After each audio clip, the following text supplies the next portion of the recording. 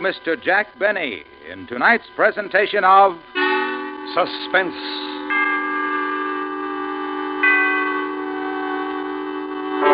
Tonight, following a popular trend, anticipates the strange disappearance of experimental rocket ship Y272B. The time, the year 2053. The place, the planet Mars. The star, Mr. Jack Benny.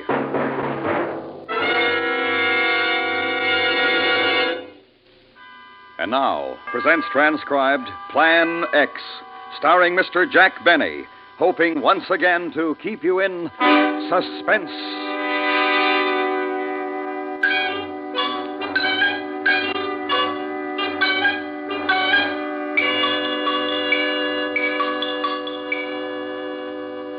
The card. Do you have the card yet? One more run through the machine. Tourig, when do you think the Earth rocket is arriving? Tomorrow. But if the Grand Council wanted the card before now, they should have asked me before now.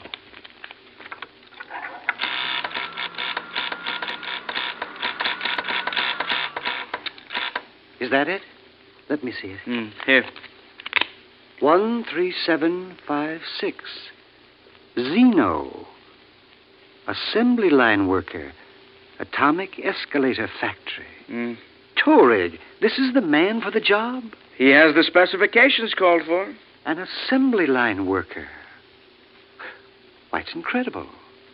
Incredible.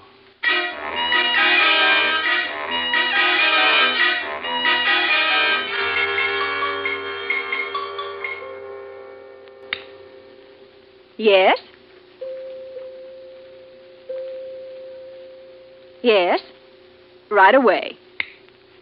You may go in now, Zeno. The Grand Council is ready for you.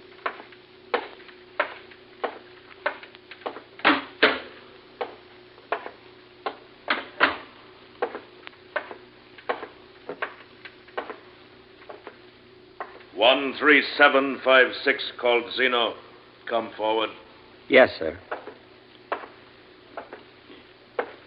Zeno, the Grand Council of Mars has a mission for you to perform. Me? A mission? You have been selected because of the qualities shown on your work and identity card, Form 42-A. Set habit patterns, attention to detail, no strong emotional or biological drives, and complete suppression of imagination. Well, I always pride myself Do not that speak unless questioned, Zeno. The Grand Council has other important matters of state.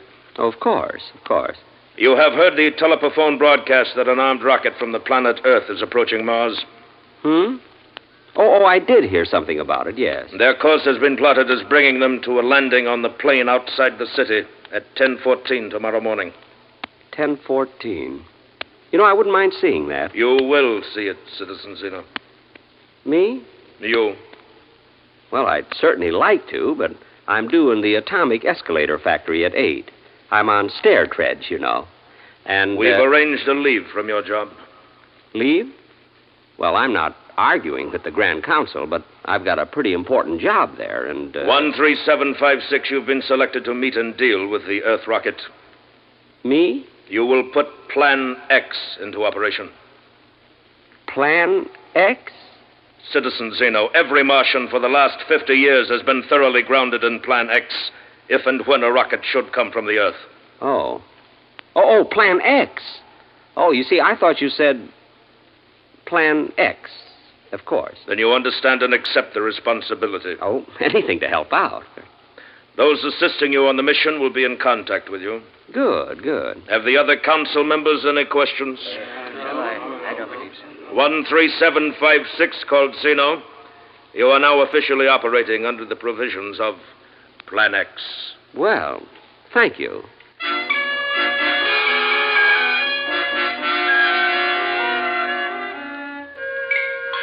I took the aerial transmission belt directly home. Let them get along without me at the escalator factory if they could. Besides, it was almost quitting time. I went to bed early that night.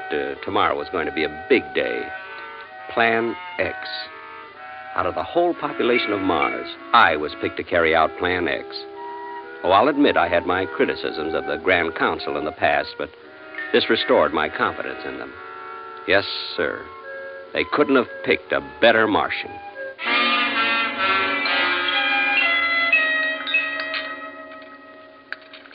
I think I'll have a second cup of ostrich, Mother.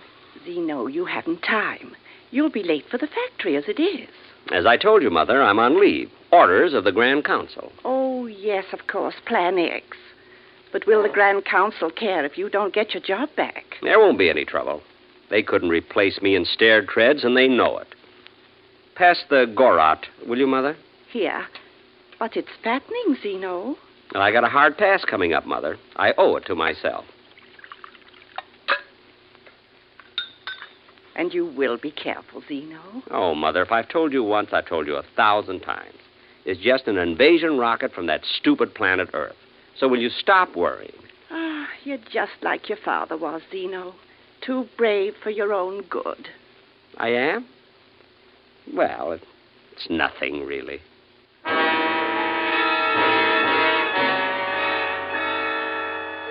I took my time going over to the field where the Earth rocket was to land. I got there at 10, with not another soul around. Another few minutes, and I had my pocket radar screen working. Yep, the rocket was coming in, right on time. Then I could hear it out in space, and soon after that I could see it, bearing our first visitors from Earth. Gee, I was thinking they must be a brave crew. I almost felt sorry for them.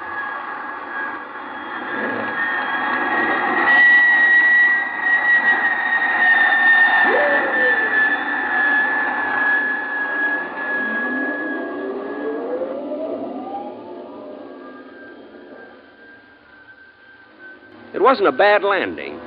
Not the greatest, but not bad. After another 10 minutes, a port in the side of the rocket started to swing open, and I walked over it. If I do say it myself, I made quite an impression. Commander, look. Great Scott, what is it? Commander, I think we've met our first Martian. All right, keep back, everybody. Dr. Fielding and I will deal with it. Him, whatever it is. Hand me the Martian kit, Parker. All ready, sir? Come on, Fielding. We'll be ready for anything. Right, Commander. Incredible. Absolutely incredible. I'll try to talk to him.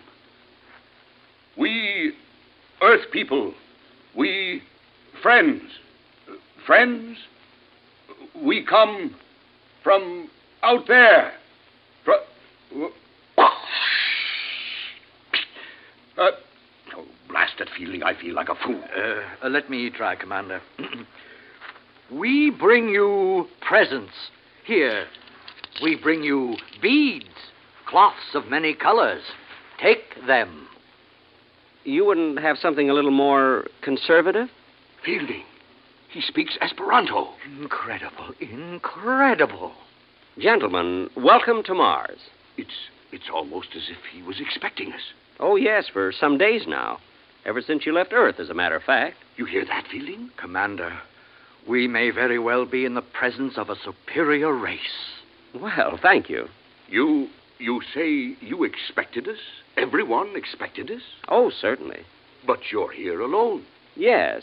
Well, unfortunately, all other adult Martians are, shall we say, unavailable. For how long? Not wishing to pry, but how long are you staying? Well, they've taken to the hills, have they? No need to be afraid of us. No need at all. There's no one in your city over there? Mainly unavailable. But I'll be glad to show you around. Martian hospitality, you know. Amazing. Can we go right away, Commander? I'll get Connie. You can call her, Fielding, but we don't want to blunder into a trap. All right, men. All in. Parker, take 3 men and stay here for rocket guard. Yes, sir. Ready, Fielding? All set, Commander. Connie, I want you to meet our first Martian. Dr. Fielding, I don't believe it. Miss Morrison, this is, 13756, called Zeno. Miss Morrison, this is Zeno. How do you do? Well, how do you do? Incredible. But he's almost handsome in a strange way. And he speaks our language. Maybe a trick of some kind. Expedition Force, on to... It's a little difficult to pronounce. On to the city!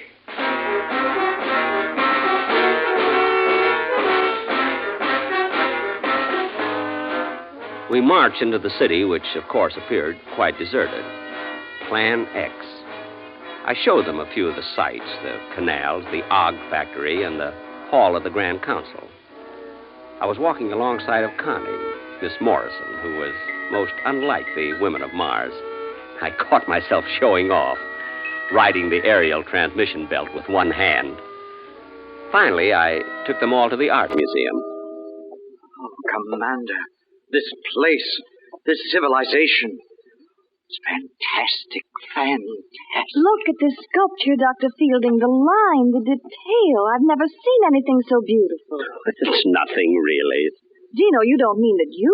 Well, no. You see, I work at an atomic escalator factory. I'm in stair treads. Everybody, over here. Look at this. Oh, what is it? What, isn't that what... Zeno, is this what I think it is? I'll have to read the nameplate. Oh, yes, a flying saucer. From 1952, your calendar. 100 years old. 1952, the year of the flying saucers. Then they did come from Mars. Oh, yes. But none of them ever landed on Earth. Why? It just didn't seem worthwhile. Nothing personal, of course. I just can't get over this planet. It's so different from anything we imagined. Now, here's something you might be interested in. Right over here. What? Looks like a weapon of some kind. Oh, yes. Yeah, you see, it's a paralyzer ray. It's 300 years old. But why do you have it in the museum? You don't mean that weapons like this are 300 years obsolete? Well, you might say that, yes. You see, no adult Martian has carried a weapon for hundreds of years. Well, why not? Why should we? But to defend yourself. Well, we just have no aggressive impulses, that's all. Well, if someone struck you, wouldn't you strike back? I couldn't. But it doesn't matter. No one could strike me. No Martian, that is. Yes. We've never had any trouble. Zeno, you're in the diplomatic service? The escalator game. Yet you were delegated to meet us. Yes, by the Grand Council. You see, we stopped having diplomats handle our important missions years ago. Again, nothing personal, of course. I see. But you are empowered to deal with us. Deal with you? I certainly am. Good. Now, it seems logical to me that we should work out a mutual defense pact. Not right now, of course. Mr. Zeno! Mr. Zeno! Who's that? It looks like children. You have to see him, Mr. Zeno. Just some little friends of mine. Oh, they're darling. What's the problem, Ormy? We're building something, and we're all out of uranium. We need some right away, and... Zeno, does he mean real uranium? Oh, of course, Dr. Fielding. Oh, it won't hurt them a bit. We have to have it right away, Mr. Zeno. We just have to have it. This city was deserted. Where did these children come from? Oh, you know how it is with kids when they get to playing. You'll get the uranium for us, won't you, Mr. Zeno? Will you? Fascinating. What are they playing, Zeno? Yes. What's the game? I don't think you've heard of it, Commander. It's called Plan X.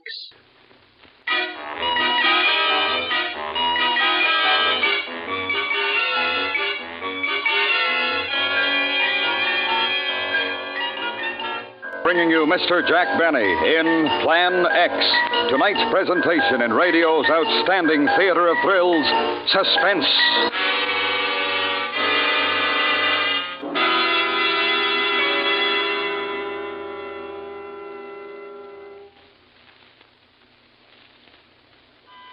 And now, brings back to our Hollywood soundstage Mr. Jack Benny in Elliot Lewis's production of Plan X. A tale well calculated to keep you in suspense.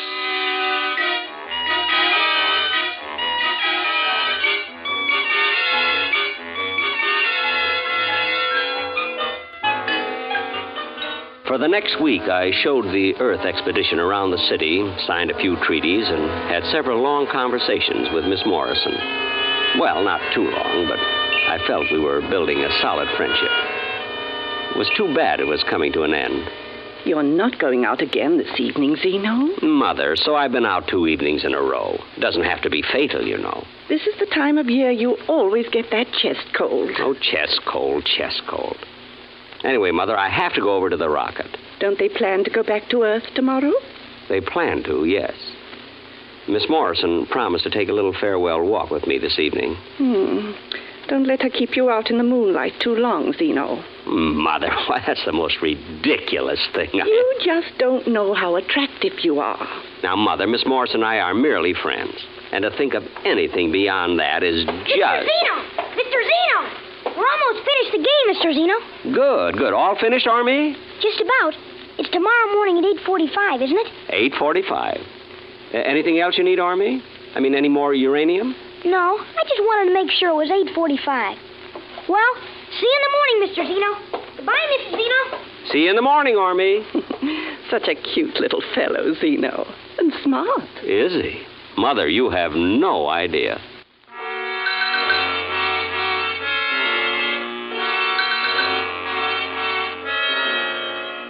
The Earth expedition was camped beside their rocket, getting ready for takeoff the next day. Connie, Miss Morrison, waved when she saw me coming. I waved back, and then she smiled at me, and I smiled back. It was a beautiful evening. We walked out over the plain, Connie and I, and then we sat down quite close. Connie lit a cigarette, and I opened up a package of Gurkhag. Zeno. Yes, Connie. Miss Morrison. Connie. How is it you're not married, Zeno? Don't Martians believe in it? Oh, definitely. But there's Mother and... And what? Connie, you don't find me a little bit strange? You mean because you're a Martian? Not exactly. You see, even to Martian girls, I'm a little bit strange. I find you very attractive, Zeno. Really? You're from a superior race? Well... The commander may not see it, but Dr. Fielding does, and I do. Your civilization, your culture, and you. Actually, I'm... What are the other Martians like? You know, I seem to feel there are people all around watching, waiting, and yet we've seen only you. And the children, of course. Yes, and the children. They've been playing around the rocket all day. Yes. Zeno, what'll happen to this planet, this beautiful planet, when the next Earth rocket comes? And the next one? Connie. I'd almost like to stay here. Or I wish we'd never come. None of us. Connie, there's something I... What, Zeno? What is it? It's just that it's getting cold. Maybe we better go back.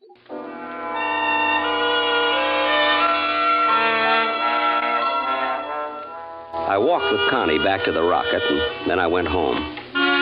There was a message on the autophonopad. The Grand Council wanted to see me at once. You sent for me, gentlemen? 13756 called Zeno. You are nearing the completion of Plan X. I hope my work has been satisfactory. You were selected for certain qualifications, Zeno. Set habit patterns, attention to detail, no strong emotional drives. I remember, yes. You have assumed a responsibility based on those qualifications. I suppose you might put it that way. Are you still prepared to discharge that responsibility?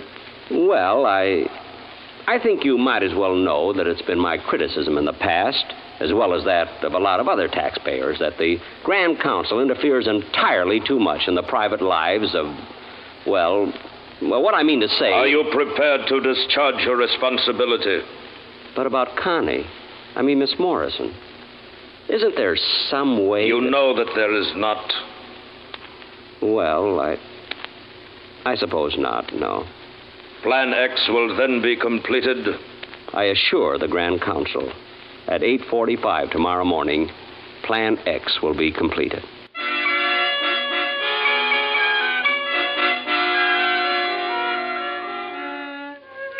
I didn't sleep well that night.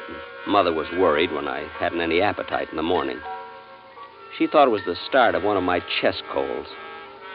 Purposely, I didn't go out to the rocket until almost 8:40.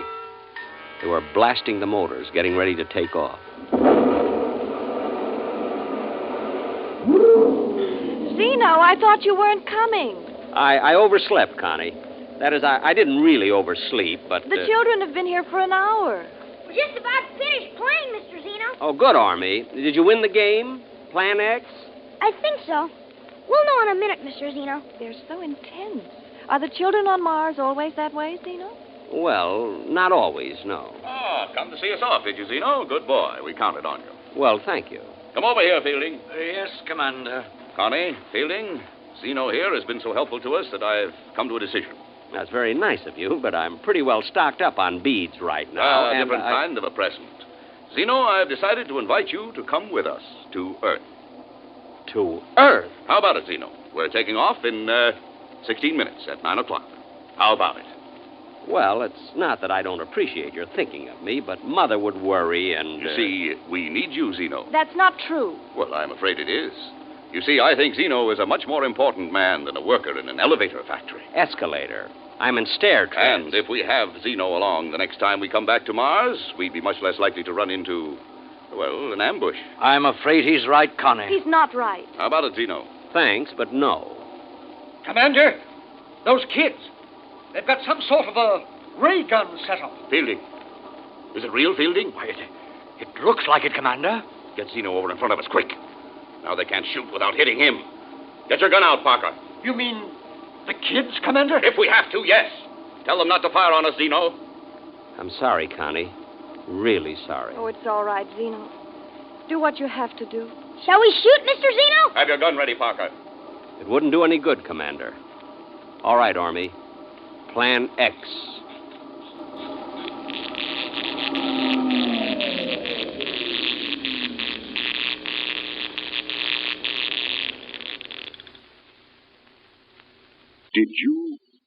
Did you fire, Parker? Me, sir? Fire a gun? Why, I couldn't. I couldn't do a thing like that. No, of course you couldn't. I don't know what made me ask. The rocket, its motors have stopped. Its motors have stopped, Commander. Well, we aren't going anywhere, are we? Someone said something about going back to Earth. Back to Earth? Oh, no. Of course not. Of course not. Everybody all right? What happened, Commander? What happened? Nothing, really. It's just that Army and his little friends built a maturity ray. It takes people who are, shall we say, less advanced and increases their IQ by several thousand years. That's amazing. Child's play. Zeno, do you mean to say... Commander, Dr. Fielding, Parker, Connie, permit me to congratulate you as fellow Martians. Utterly amazing. Connie. Look, here come the Martians. Our fellow Martians, thousands of them. They're coming to welcome us. Connie. Oh, look at them. Oh, they look so handsome, so intelligent, so... Connie. Yeah, excuse me, Zeno. I'll be back, Commander. I have to go to them. I'll be back.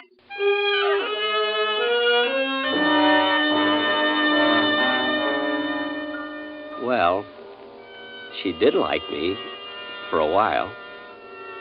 Before Plan X. But she did like me. Even just for a while. That's something, isn't it?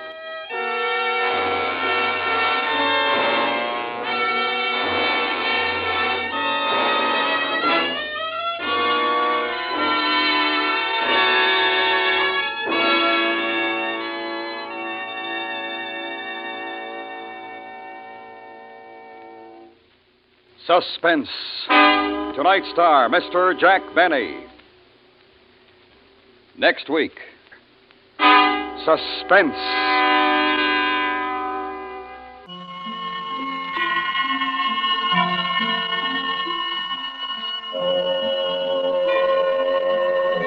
Suspense is transcribed and directed by Elliott Lewis, with music composed by Lucian Morowick and conducted by Lud Gluskin. Plan X was written for Suspense by Richard Powell. Featured in tonight's cast were Mary Jane Croft, Norma Varden, John McIntyre, Truda Marson, Howard McNear, William Conrad, Jack Crucian, Joseph Kearns, and Stumpy Singer.